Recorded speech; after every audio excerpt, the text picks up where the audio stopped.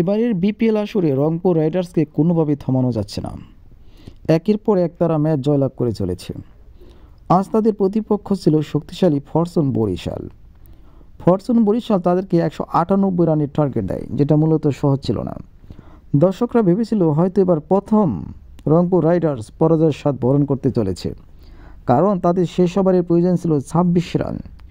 আর ক্রিজে ছিলেন সবে মাত্র ক্রিজে আসা নুরুল হাসান, আর প্রতিপক্ষ বোলার ছিল কাইল মায়ার্স, যিনি প্রথম ওভারে দিয়েছেন মাত্র 3 রান। সুতরাং তার প্রতি ফরচুন বরিশালের একটা আস্থা ছিলই, কিন্তু নুরুল হাসান যেভাবে মায়ার্সকে পিটালেন সেটা দীর্ঘদিন মনে রাখবেন তিনি, কারণ তিনি তার 6 বলে 30টি রান সংগ্রহ করে নিয়েছেন। যার প্রথম বলে ছিল 6, তারপরে 4, তারপরে আরেকটি 4, তারপরে বলে 6, তারপরে 4, তারপরে বলে আরেকটি 6। তার প্রয়োজন ছিল 26 রান, কিন্তু নুরুল হাসান নিয়ে নিলেন 30 রান, আর রংপুর রাইডার্সকে সেই অপরাজিত রাখলেন। ভাবা যায় 457 স্ট্রাইক রেটে মাত্র 7 বলে করেন 32 রান।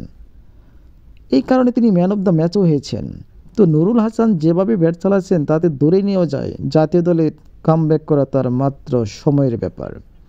তা আমরা আশা করব জাতীয় দলে তিনি এভাবে ব্যাট চালাবেন, দেশকে অনেক ভালো কিছু উপহার দেবেন।